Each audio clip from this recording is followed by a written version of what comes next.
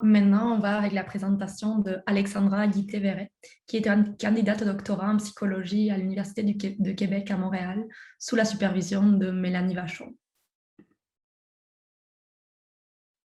Bonjour, ça me fait plaisir de vous présenter cette étude qui porte sur l'expérience des proches aidants dont le proche est décédé de la COVID-19 et plus spécifiquement sur les métaphores que ces proches aidants utilisent pour représenter le deuil qu'ils ont vécu.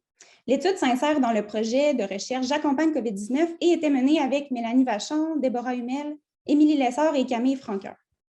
D'abord, je veux souligner deux éléments qui caractérisent le contexte dans lequel ont eu lieu les décès, soit le contexte de la première vague de la pandémie au Québec. D'abord, cette première vague a été particulièrement meurtrière pour les personnes âgées qui résidaient en centre d'hébergement, où il y avait une pénurie de personnel soignant et une pénurie d'équipements de protection. On parle de personnes âgées, donc des pères, des mères, des grands-parents, qui ont été infectés très rapidement et qui sont décédés dans des conditions de négligence et de grande souffrance. La première vague de la pandémie était aussi marquée par des mesures de santé publique très strictes qui ont eu pour effet de limiter les visites aux personnes malades, mais aussi d'interdire par la suite les rassemblements commémoratifs. On parle donc ici de milliers de familles qui n'ont pas pu accompagner la fin de vie de leurs proches et qui n'ont pas pu accomplir les rituels funéraires habituels pour honorer les dernières volontés de leurs proches. La littérature actuelle indique que dans ce contexte global bouleversant, la plupart des endeuillés ont du mal à faire sens de la mort de leurs proches.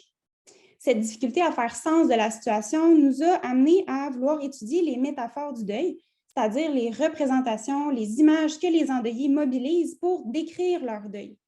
Je rappelle que les métaphores, ce n'est pas seulement des figures de style, elles font vraiment partie du langage humain et elles nous permettent d'aller au-delà du langage ordinaire lorsqu'il nous faut exprimer des sensations, des expériences qui sont très complexes, comme peut l'être celle de la perte d'un être cher. Dans cette perspective, l'objectif de la recherche, c'était de mieux comprendre l'expérience des endeuillés à la lumière des métaphores présentes dans leur récit. On a mené des entrevues en profondeur avec 20 personnes endeuillées et leurs récits ont été analysés selon une approche phénoménologique. Donc, ça, ce que ça veut dire, c'est une approche qui est centrée sur le sens de leur expérience personnelle. On peut changer la diapo. La métaphore de la coupure est ressortie comme étant une représentation centrale de l'expérience des endeuillés en temps de pandémie. Chez les participants, être coupé de l'autre était là bien davantage qu'une image. C'était une réelle expérience de coupure, à la fois physique, sociale et affective. C'était, par exemple, souffrir d'être absent ou déconnecté de l'autre. C'était souffrir d'avoir été arraché à l'autre ou tenu violemment à l'écart. Cette expérience de coupure teintait particulièrement 3 moments vécus par les endeuillés, soit la phase d'accompagnement du proche, le moment de sa mort et la phase de deuil. Concernant la première, la période pré-décès, les participants nous ont dit combien ils avaient souffert de ne pas avoir pu visiter leurs proches atteints de la COVID et d'être restés des jours sans nouvelles de son état de santé, donc son état de santé physique et psychologique. Cette coupure a provoqué une inquiétude envahissante et un sentiment d'impuissance parce qu'il leur était impossible dès lors de prendre soin de leurs proches, comme ils le faisaient avant, de le rassurer, de veiller à la qualité de ses soins. Ensuite, être coupé de l'être cher, ça signifiait aussi l'impossibilité d'accompagner sa fin de vie et d'assister à sa mort. Ne pas avoir pu être présent au moment de sa mort, ça provoquait des sentiments souvent de culpabilité, de remords chez les endeuillés, qui restaient dans l'impression, après même des mois, d'avoir abandonné leurs proches à un moment important de sa vie, c'est-à-dire sa mort. Enfin, après le décès, les endeuillés restaient dans l'impression que la mort de leurs proches était encore irréelle, parce qu'en fait, ils n'avaient pas assisté au déclin de sa santé, ni à sa mort, et n'avaient même pas vu sa dépouille. En plus, aucune grande commémoration publique n'avait eu lieu pour officialiser symboliquement et concrètement sa mort. Tous ces manquements, ces différents manquements ont provoqué un sentiment de confusion par rapport à la mort du proche.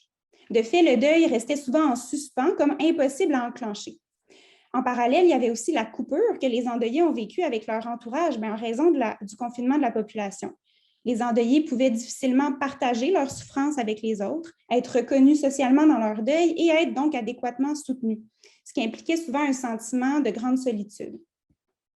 En conclusion, l'image de la coupure, la métaphore de la coupure, nous amène à mieux saisir l'essence de l'expérience de souffrance des endeuillés, laquelle concerne tout ce qui fait obstacle en fait au contact avec autrui, que ce soit avant, pendant ou après la mort du proche.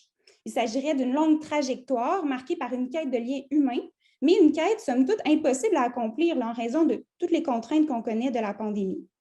Notre étude souligne donc 2 éléments, je vais terminer là-dessus. Le premier, l'importance de favoriser le support social des endeuillés et de créer des communautés leur étant destinées pour renforcer les liens. Et enfin, l'importance de se rappeler, comme cliniciens, comme chercheurs, mais aussi comme société, toute la valeur et le sens que peut prendre l'accompagnement en fin de vie en regard du processus de deuil. Voilà, merci pour votre écoute.